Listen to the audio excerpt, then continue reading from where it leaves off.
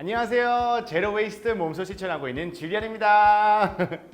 안녕하세요. 저는 제로웨이스트 입문자 아나운서 김예빈입니다. 안녕하세요.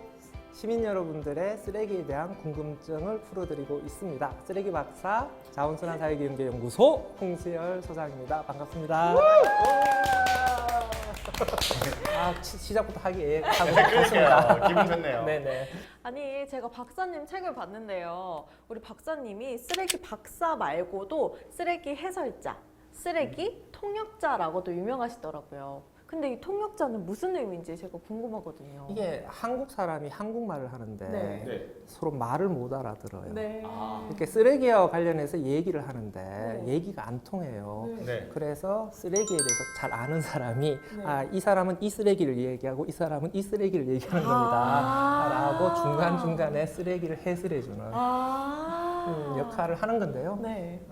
요즘은 제가 쓰레기 박사가 더 좋습니다. 쓰레기 해설자보다. 그렇습니다. 네, 줄여서 쓰박. 쓰박. 네. 쓰박. 아니, 쓰박. 진짜 방금 얘기하신 게 제가 요새 이 환경 관심이 많다 보니까 제가 유튜브도 시작했거든요. 네네. 그런데 이제 항상 고민되는 게 이게 분리가 어디서 되는 건지, 그리고 여기는 뭐 재활용을 하고 써 있는데 가끔씩 아닐 때도 있고 음식물 쓰기도 헷갈리고 막 계속 그러는데, 그래서 제가 이제 박사님의 영상 보면서 진짜 방금 말했던 것처럼 마치 누가 자막한 것 같이 이해를 쑥쑥쑥쑥 이렇게 시키더라고요. 그래서 정말 팬입니다. 오늘 이렇게 만나게 돼서 너무나 영광입니다. 반갑습니다. 많이 배울 것 같네요. 반갑습니다. 네.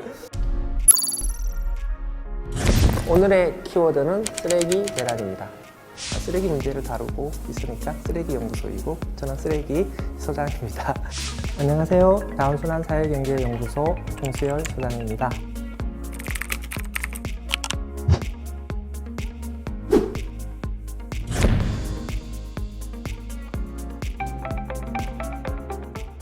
그러니까 지금 많은 시민들이 쓰레기에 대해서 관심을 많이 가지세요. 그리고 2018년에 쓰레기 대란 터지고 나서 우리가 분리배출 열심히 하고 재활용이 잘 되는데 왜 쓰레기 대란이 나온 거야? 라고 하면서 쓰레기 분리에 대한 재활용에 대한 관심이 폭발적으로 늘어났습니다. 그러면서 우리가 쓰레기를 제대로 못 버리고 있다. 이런 것들을 깨달으면서 많은 국민들이 사실 멘붕에 빠진 것 같아요. 그래서 질문들이 많이 들어오니까 그 질문들에 대해서 난 당연히 알 거라고 생각해서 답변을 드렸는데 네네. 몰랐다. 그래서 오늘은 아마도 저희가 질문 막 쏟으실 것 같은데. 맞아요. 일단은 엄청 가지고 왔어요. 근데 소장님, 요새는 또 코로나 팬데믹 말고 또 쓰레기 팬데믹이라는 말이 또 새롭게 나오고 있더라고요. 그만큼 이 쓰레기가 코로나 때문에 또 많이 생기게 된 건가요? 그 쓰레기 대란은 사실은 뭐 어제 오늘의 문제는 아니죠. 1950년대 이후부터 우리 현대 문명 자체가 물질과 에너지를 어마어마하게 써 제끼는 그런 문명이잖아요. 그러다 보니까 쓰레기가 계속해서 나오고 있고, 특히 플라스틱 같은 처리하기 어려운 쓰레기들이 많이 나오고 있어서 쓰레기 문제, 우리가 느끼지 못했을 뿐이지 쓰레기 대란은 옛날부터 있었다라고 생각을 하는데요. 코로나 사태가 터지면서 우리가 쓰레기 문제에 대해서 조금 더 민감해졌기 때문에 더 잘 느끼게 되었다라고 생각을 하고요.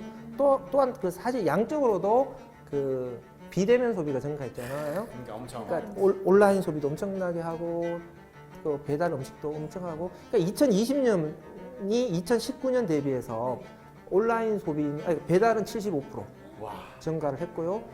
온라인 소비는 20%가 증가를 했어요.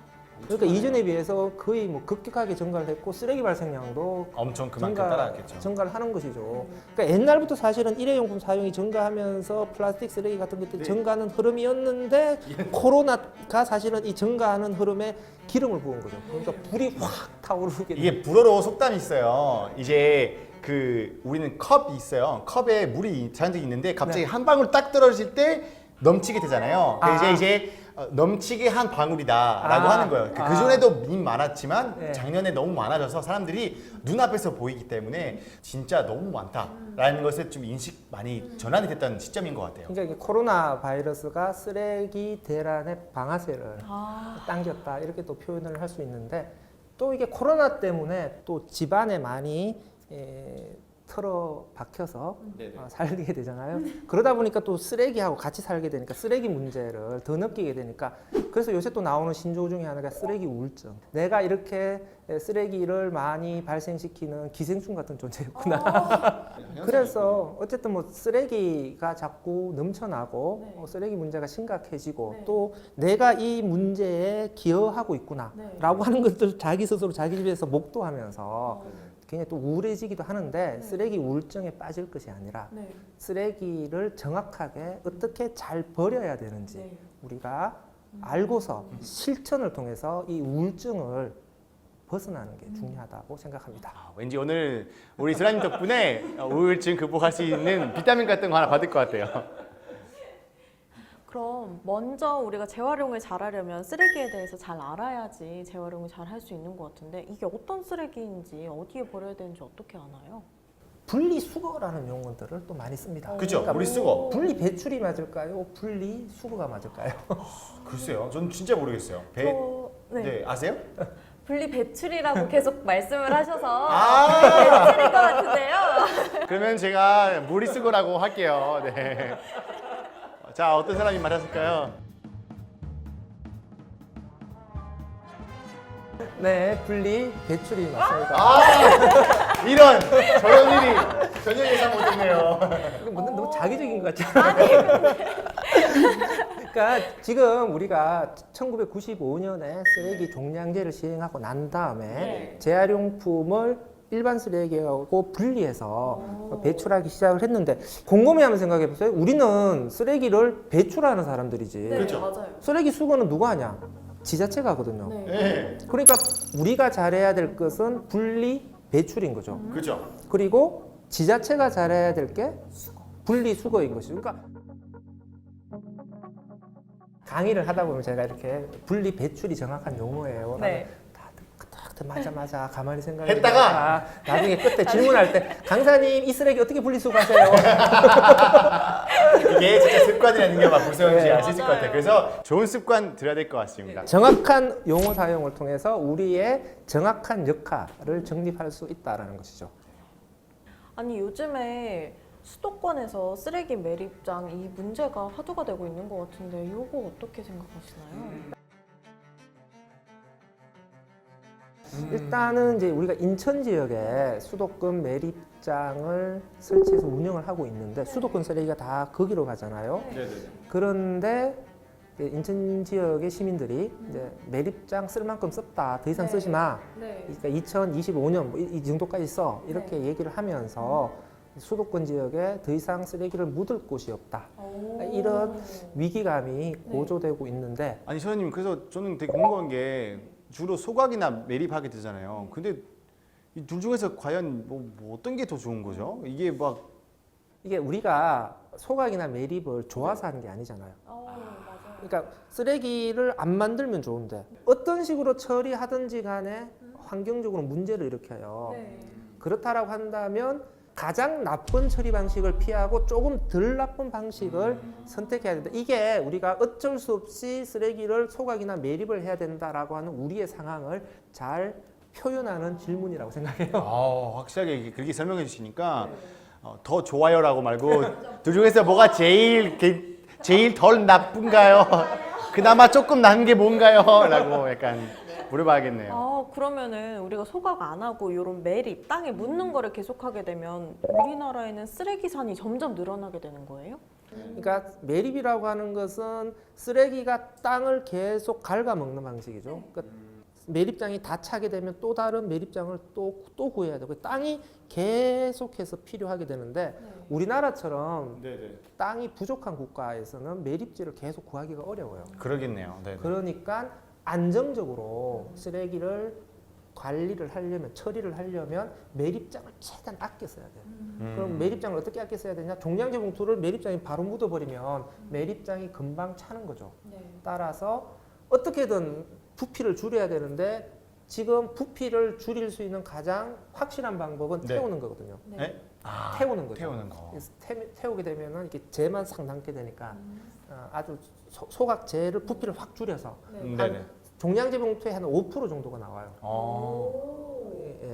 쓰레기 양을 줄일 수가 있는 것이죠. 근데 태우면 공기가 그렇죠. 나빠지지 공기 안 않나요? 좋죠. 좋은 거 아니니까. 안 좋죠. 그러니까 제가 그래서 소각이 메리트보다 그럼에도 불구하고 덜 나쁜 방식이다라고 이야기를 하는 거는 그러니까 소각장에서 나오는 그 유해 가스를 관리를 잘 한다는 걸 전제로 하는 것이죠. 이게 쓰레기를 태웠을 때 우리 드럼통에 네네. 쓰레기를 태웠을 때 막 시커먼 연기 나오잖아요. 네. 이런 식으로 쓰레기 소각장에서 연기가 나오면 그걸 어떻게 설치해? 안 되잖아요. 네. 그러니까 드럼통에 쓰레기를 태운다라고 생각하시면 안 됩니다. 쓰레기를 태웠을 때 나오는 유해 물질들을 소각장 굴뚝에서 다 잡아낸다. 그래서 굴뚝 밖으로 나가는 오염 물질은 최소화가 된다. 그래서 소각장 주변에 살고 있는 주민들이 그 소각장 유해 가스 때문에 네. 크게 건강상의 영향을 받지 않는다라고 하는 걸 전제로 해야 돼요. 네. 가스 중에 되게 다양하잖아요. 근데 좀 사람들이 많이 알고 있는 것 중에 하나가 그 디옥신, 다이옥신. 한글로 다이옥신. 다이옥신. 영어가 다이옥신. 죄송합니다. 아, 이게 불어로 디옥신이라 그래요. 그러니까 다이옥신은 이제 자연 상태에서 원래 존재하는 물질이 아니고 쓰레기를 태우면서 네네네. 합성이 되는 거거든요. 음. 그러니까 인위적으로 쓰레기를 태움으로 인해서 인위적으로 만들어지는 오염 물질인데 인간이 만든 가장 독성이 강한 물질이라는 평가를 받게 되고요. 이놈이 무서운 게 뭐냐면은 이게 환경으로 배출되면 분해가 잘 안 돼요. 그러니까 수백 년 동안 지구 곳곳을 떠돌아다니면서 어딘가 쌓여 있다가 뭐 또 사람 몸에 들어오기도 했다가 이렇게 옮겨 다니거든요. 와. 그러니까 이게 이제 다이옥신이 무서운 점이다라고 이야기를 하는데, 그래서 이제 쓰레기를 태웠을 때 다이옥신이 나오니까. 네네네. 그러니까 이제 소각장을 설치하면 우리가 네. 다이옥신 공기로 다 들이마셔서 우리가 다 암 걸려 죽는 거 아니냐. 그런 거 네, 걱정하잖아요. 맞아요. 저도 걱정하고 있어요. 네. 걱정을 맞아요, 하는데 이게 우리가 너무 그 공포에 네. 잡아먹혀서는 안 된다고 생각하고 상황을 좀 정확하게 볼 필요가 있어요. 25년 전과 지금이 또 달라요. 일단은 우리나라가 소각장을 운영하면서 한 20년 이상 운영을 해봤단 말이에요. 그 사이에 다이옥신을 관리할 수 있는 기술도 엄청나게 좋아졌고 또 소각장을 운영했을 때 주변 지역에 다이옥신이 어떤 영향을 미치는지에 대한 실증 데이터도 있어요 지금. 그렇게 봤을 때 현재로서는 소각장에서 배출되는 다이옥신의 배출량은 거의 0.000 수준으로, 그러니까 20년 전과 비교해 보더라도 1000분의 1, 10,000분의 1 수준으로 배출량이 획기적으로 줄어들었다라고 하는 게 하나. 그다음 두 번째는 곳곳에 이제 물 따라 공기 따라 떠돌아다니면서 식품이 오염돼요. 그러면서 식품을 통해서 우리 몸에 들어옵니다. 그래서 우리 몸에 들어오는 다이옥신의 98%가 식품을 통해서 들어와요. 그래서 그 소각장 옆에 산다고 해서 공기를 통해서 우리 몸에 다이옥신이 들어와서 엄청나게 쌓이는 것은 아니다라고 하는 것이죠. 그러니까 우리 지구 전체가 다이옥신이라는 물질을 배출을 덜하기 위해서 노력해야 되는 것이지 우리 바로 옆에 소각장이 들어선다고 해서 바로 우리가 다이옥신의 직접적인 큰 타격을 받는 것은 아니다. 그래서 그러니까 소각장이 설치되는 것이 피할 수 있으면 사실 피하는 게 제일 좋긴 한데 그래도 우리가 쓰레기가 나오니까 어쩔 수는 없잖아요. 그래서 어쩔 수 없이 설치되는 경우에 너무 과도한 공포에 질식당할 필요는 없다. 현대의 과학 기술과 운영 능력을 그래도 조금 신뢰를 해주는 것이 필요합니다. 세상이 내가 아는 것만큼 그렇게 무지막지하게 나쁘게 사람들이 살지는 않습니다. 다 엄격한 감시 시스템을 통해서 다 통제를 하고 있어요. 아, 그래도 조금 이제 그렇게 얘기하시니까 한숨 좀 쉴 것 같아요. 이러면 이제 너 같으면은 소각장 옆에서 애를 낳아서 키울 수 있냐? 네, 궁금합니다. 제가 하려고 했던 질문 하셨네요. 네. 네. 왜 제가 그 강남구 일원동 소각장 옆에 살고 있어요. 우리 애들 둘이 다 거기서 태어났어요. 아주 탈 없이 잘 크고 있습니다. 그럼에도 불구하고 다이옥신이 제가 알기로는 그러니까 아까 말씀하신 것처럼 발암물질이잖아요. 그러니까 결론적으로는 우리가 이걸 만들지 않기 위해서는 쓰레기를 줄이는 게 제일 좋다. 쓰레기를 줄이고 재활용을 많이 해서 해서? 소각장에 들어가는 양을 최소화시키는 네. 게 당연히 필요한 것이죠. 그러니까 그렇게 제가 그렇게 계속 강조해 드렸잖아요. 우리가 좋아서 소각을 하는 게 아니다. 소각은 피할 수 있으면 피하는 게 좋은 거다라는 거죠. 그래서 오늘 진짜 제가 잘 몰랐던 그 뭐 분리 배출이라거나 이런 것을 많이 배울 것 같아서 네, 네. 오늘 너무나 기대되고 있습니다. 자, 그러면 잘 부탁드리겠습니다. 잘 부탁드려요. 네, 우리 다음 시간에 또 만나요. 만나요.